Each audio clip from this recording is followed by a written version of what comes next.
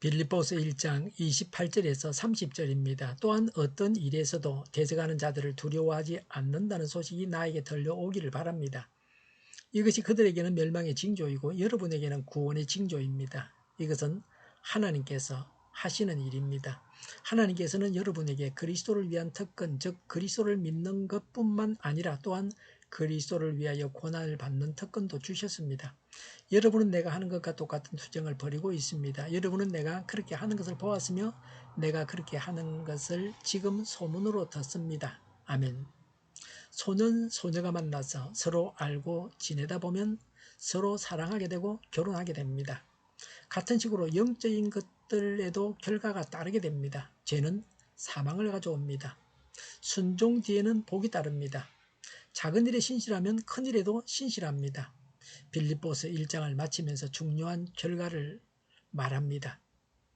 그리스도인의 생활에 필요한 것은 그리스도를 닮아가는 것입니다. 그리스도를 닮아갈 때에 부수적으로 따르는 것이 핍박입니다. 신앙 고백에 따르는 당연한 결과가 박해입니다. 군중의 조롱에 대해서 말씀드립니다. 박해는 때로는 군중이 조롱하는 것으로 나타납니다. 차선을 바꾸려고 하다가 다른 차와 충돌했습니다. 차선을 바꾸려던 차에 운전자는 술에 취해 있었습니다. 그래서 그 차 안에 다른 사람과 자리를 바꾸어 앉았습니다. 한 그리스도인이 이 모든 것을 보고서 경찰에게 사실대로 말했습니다. 그러자 그 차선을 바꾸려고 했던 차 안에 탄 사람들이 왜 남의 일에 참견하느냐고 했습니다. 그 그리스도인이 말하기를 그것은 참견하고 안 하는 문제가 아니고 옳고 그른 것의 문제라고 했습니다. 그러자 그 사람들이 야유를 하고 조롱을 했습니다. 그리스도인은 사람들로부터 미움을 사더라도 양심적인 정언을 해야 합니다. 한 은행 지점장이 있었습니다. 그 지점장은 그리스도인입니다. 그 은행의 경영 방침에 따라서 은행 비용을 향락 사업에 사용했습니다. 고객들에게 나이트클럽 쇼나 파티가 주어지게 했습니다. 그 그리스도인 지점장은 이 방법이 옳지 않다고 생각했습니다. 은행 업무가 건전하게 이루어지게 했습니다. 그래서 그 지점은 수신고가 제일 많았습니다. 그러나 경영진은 그 지점장을 2달 동안 면직 처분을 내렸습니다. 2달 후에는 다른 자리에 재고용했습니다. 이것 또한 박해입니다. 어둠과 빛에 대해서 말씀드립니다. 가장 큰 박해는 예수님께서 받으셨습니다. 그리스도는 빛으로 오셨으나 세상은 어두움이었습니다. 인간들은 어둠의 일을 하고 그들의 일이 드러나기를 꺼렸습니다. 그들의 행실이 악했기 때문입니다. 예수님은 인간의 양심을 찌르는 칼이 되셨습니다. 예수님은 인간의 위선을 벗겨내셨습니다. 그래서 사람들은 예수님을 미워했습니다. 사람들 사이에서는 오만과 부정직과 성적 타락과 율법주의가 묵인되기도 합니다. 그러나 그리스도 안에서는 그럴 수가 없습니다. 그래서 예수님을 십자가에 못 박았습니다. 그리스도인은 세상의 빛입니다. 그리스도인은 세상에서 예수님처럼 고난을 당해야 합니다. 세상이 그리스도인 속에 있는 빛을 보고 박해합니다. 구원의 증거에 대해서 말씀드립니다. 왜 하나님은 박해를 허락하십니까? 박해를 받게 하는 목적이 무엇입니까? 박해를 받는다는 것은 그리스도인들에게 구원의 표가 됩니다. 구원받았으니까 박해받는 겁니다. 박해를 받으면서 서 있기는 어렵습니다. 그러나 굳건히 서 있어야 합니다. 유혹과 박해를 이겨내야 하나님께서 그 사람 속에 일하시고 있다는 증거가 됩니다. 세상은 성도를 박해할 수밖에 없습니다. 박해는 믿기를 거부하는 자들에게 멸망의 표가 됩니다. 불신자가 성도를 박해하는 그 박해가 멸망의 표입니다. 멸망받을 증거입니다. 하나님께서 그리스도인이 박해를 받도록 내버려 두시는 이유는 박해가 불신자들에게 파멸의 표가 됩니다.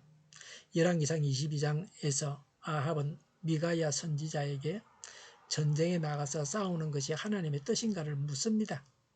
미가야는 전쟁에 나가면 아합은 죽고 전쟁에 진다고 했습니다. 거짓 예언자들이 이긴다고 한 것은 거짓말하는 영이 들어갔기 때문이었습니다.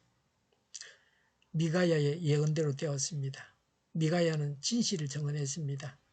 미가야의 증언을 듣고 믿어서 아합이 전쟁터에 나가지 않았으면 미가야의 증언은 구원의 표가 되었을 것입니다. 그러나 아합에게 다가온 멸망의 표가 되었습니다. 하나님의 선물에 대해서 말씀드립니다.